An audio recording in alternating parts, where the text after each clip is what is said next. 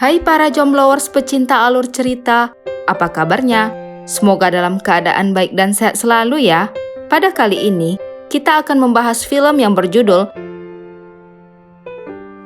Film ini berlatar di sebuah desa di Turki Utara, di mana terlihat 5 orang gadis bersaudara yatim piatu yang diasuh oleh nenek dan pamannya. Suatu hari, mereka berlima bermain bersama teman-teman pria. Namun, hal itu dianggap suatu kesalahan yang fatal oleh nenek dan sang paman.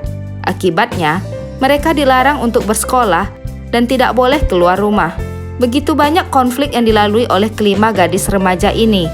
Bahkan, pernikahan di bawah umur pun terjadi. Nah, bagaimana dengan kisah selanjutnya? Tapi sebelum kita lanjut, jangan lupa untuk klik tombol subscribe, like, komen, dan share ya. Makan tahu, makan tempe. Thank you ya. Di awal film, terlihat seorang guru yang bernama Dilek sedang memeluk muridnya yang bernama Lale. Lale tampak sedih dikarenakan bu guru yang sangat ia sayangi memutuskan untuk pindah ke kota Istanbul. Namun, sebelum pergi, sang guru telah memberikan Lale alamat tempat tinggalnya di Istanbul. Setelah berpamitan, Lale kemudian pulang bersama keempat orang kakaknya yang telah lama menunggunya.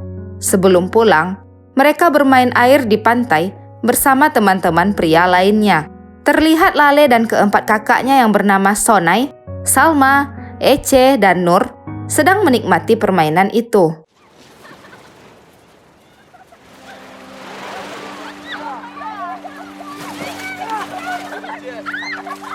Sesampainya di rumah, mereka tiba-tiba dimarahi oleh sang nenek dikarenakan ada laporan dari tetangga yang melebih-lebihkan mengenai tingkah laku mereka ketika di pantai. Lalu mereka mencoba menjelaskan bahwa mereka menaiki pundak teman pria hanya untuk sekedar bermain bersama. Namun, gosip para tetangga yang hampir sama pedasnya dengan cabai setan itulah yang membuat sang nenek sangat malu, kemudian menghukum mereka satu persatu. Di malam hari, terlihat sang paman yang bernama Erol sedang cekcok dengan sang nenek mengenai gosip para warga tentang tingkah laku keponakannya. Paman Erol hendak menghukum mereka, namun sang nenek berusaha menghalanginya. Keesokan harinya, Lale dan Nur menemani kakak-kakaknya untuk tes keperawanan di rumah sakit. Hal ini dilakukan paman Erol karena gosip miring dari para warga mengenai kesucian keponakannya.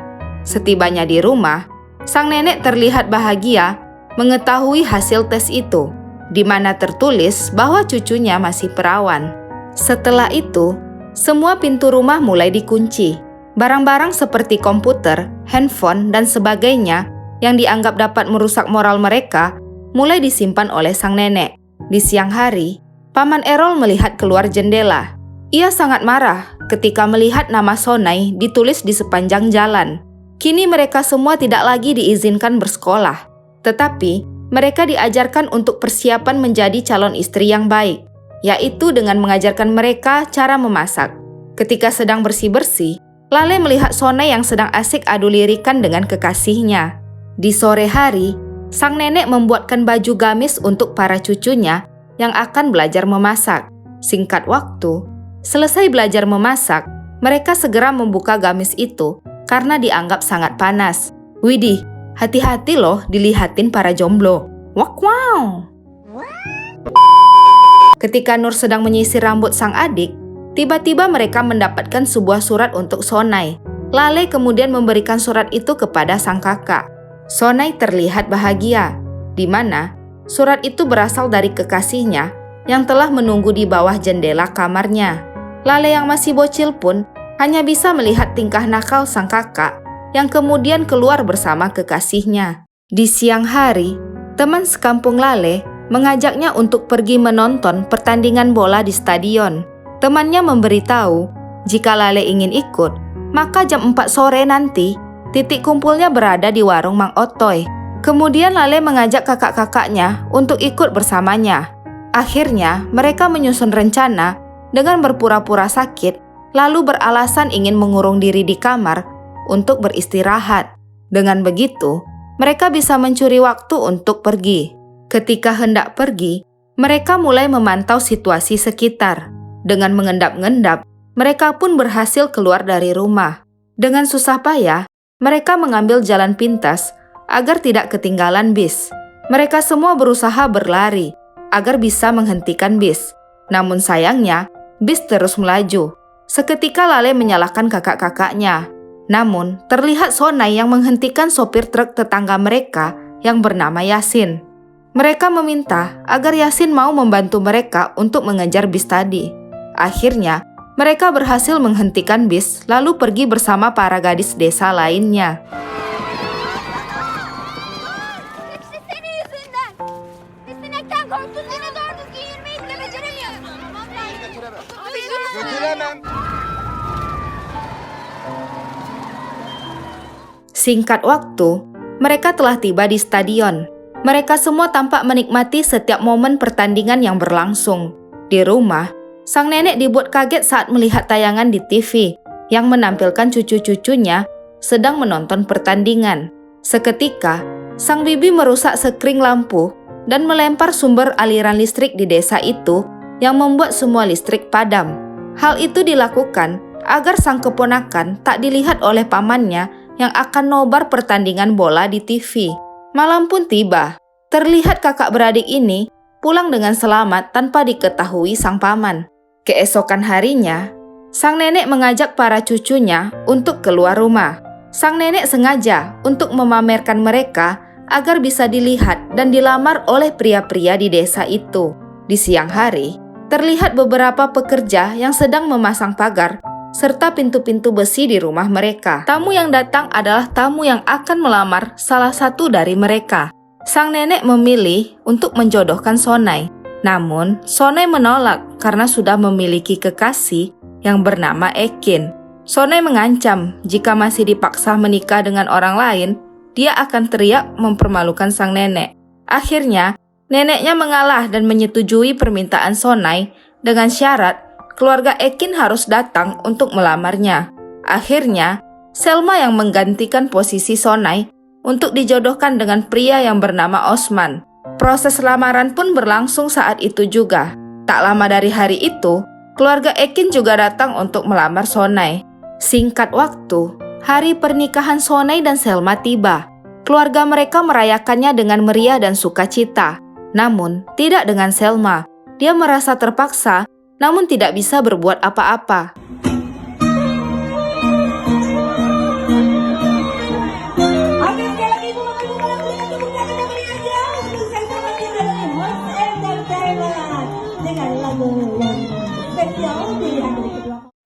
Di hari itu adalah hari terakhir mereka bersama-sama. Malam harinya, setelah berhubungan suami istri, sesuai tradisi, keluarga Osman meminta menunjukkan spray bekas darah malam pertama Selma. Namun, Selma sama sekali tak mengeluarkan darah. Keluarga Osman lalu menanyakan perihal keperawanan Selma. Dikarenakan merasa curiga, mereka lalu membawa Selma ke rumah sakit untuk memastikan kembali keperawanannya. Dan setelah diperiksa dokter, selaput darah milik Selma ternyata masih utuh. Dapat kita simpulkan ya guys, jika anunya si Osman belum stop cermang otoy. Prikit, tiu. Beberapa hari kemudian, rumah mereka kedatangan tamu untuk melamar Ece. Awalnya Ece menerima lamaran tersebut, tapi kemudian Ece mulai bersikap aneh. Di pagi hari, terlihat Ece yang bersikap murung. Kemudian datanglah Nur yang mengajak Lale untuk berenang. Mereka berdua tampak menikmatinya, walau hanya berenang bohongan di kasur. Ketika Lale sedang merenung di jendela rumah, seorang temannya bertanya, "Apakah dirimu tak sekolah lagi?" Lale hanya menggeleng tanpa menjawab. Di sore hari, Lale mencoba belajar mengemudi mobil milik pamannya, tapi ia tidak mengerti bagaimana cara menjalankannya. Pada suatu malam, Lale samar-samar melihat bayangan pamannya masuk ke kamar mereka. Dan yang terjadi adalah pamannya telah melakukan perbuatan yang tidak senonoh kepada Ece. Suatu hari, Lale menemui Yasin, lalu bergegas menghampirinya dan memohon untuk diajarkan cara mengemudikan mobil. Di saat belajar, Lale terlihat mulai mahir. Saat hendak pulang dan memanjat jendela rumah, Lale terpergok oleh tetangganya. Dan keesokan harinya, seluruh jendela rumah dipasang besi penghalang. Araba gürlüyor ama hiç hareket etmiyor. Virajı çok hızlı bırakma.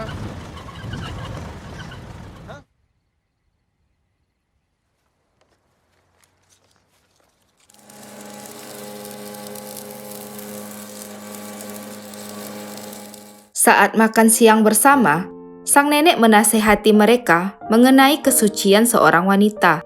Lalu Ece mengajak Lale dan Nur bercanda. Kelakuan Ece yang semakin aneh membuat pamannya marah, lalu menyuruh Ece meninggalkan meja makan. Ece pun beranjak pergi, dan tidak lama terdengar suara tembakan yang membuat semuanya terkejut.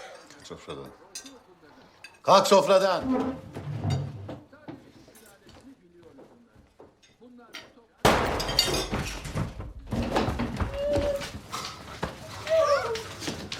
Şeref baldızları çıkar buradan. Nenek dan pamannya langsung bergegas menghampiri Ece. Ternyata bunuh dikarenakan ia sangat tertekan dengan situasi dan keadaan yang dialaminya. Singkat waktu, Ece pun dimakamkan. Kesedihan yang sangat mendalam dirasakan oleh keempat kakak beradik ini. Beberapa minggu kemudian, datanglah keluarga Bulan untuk melamar Nur. Dengan berat hati, Nur menerima lamarannya. Keesokan harinya, Lale mencari jalan keluar dari rumahnya, namun dia tidak menemukannya. Semua dikelilingi oleh pagar besi yang tinggi. Akhirnya, hari pernikahan Nur tiba. Nur hanya bisa pasrah menerima semua kehendak nenek dan pamannya, tetapi tidak dengan Lale. Di saat semua pergi keluar rumah untuk menyambut keluarga Bulan, Lale langsung menarik tangan Nur, lalu mengunci pintu rumah dari dalam. Kemudian menghalanginya dengan meja dan dengan apapun yang ada. Semua yang hadir merasa kebingungan.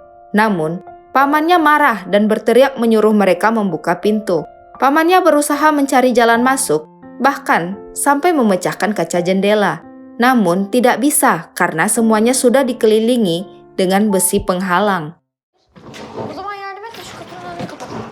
Lale. Aç kapıyı. Aç kapıyı.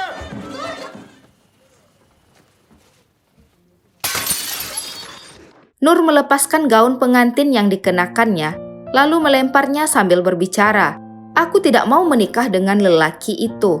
Sementara itu, Lale berusaha menelepon nomor yang ada di kantong belanjaan tempat Yasin bekerja. Setelah beberapa kali mencoba menelepon nomor yang berbeda, akhirnya Lale dapat berbicara dengan Yasin dan meminta pertolongan kepadanya. Tiba-tiba telepon terputus. Kemudian, Lale bergegas mencari kunci mobil milik pamannya dan mempersiapkan semua barang-barangnya. Tak lupa, Lale juga mengambil uang dan perhiasan milik sang nenek. Setelah itu, Lale berusaha kabur bersama Nur lewat pintu depan di saat yang lain sedang sibuk melepaskan besi penghalang yang ada di jendela. Lale dan Nur berhasil kabur dengan mengemudikan mobil milik pamannya. Mereka memutuskan untuk meninggalkan mobil milik pamannya di tepi jalan, lalu bersembunyi di balik semak-semak.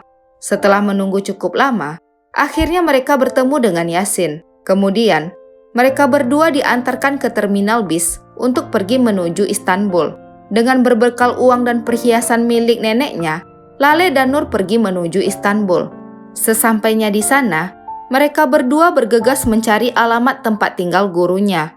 Hingga pada akhirnya, Lale bertemu dengan guru kesayangannya, yaitu Ibu Dilek, dan film pun tamat. Ablam. Bu adresi.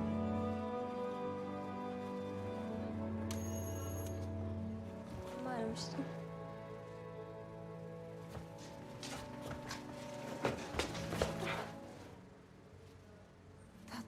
Pesan moral yang dapat kita ambil dari film ini adalah bahwasannya setiap perempuan berhak memiliki kebebasan dalam memilih jalan hidupnya, baik itu hak untuk menuntut ilmu ataupun hak untuk mempertahankan harga diri. Sekian dulu ya alur cerita dari saya. Bye-bye.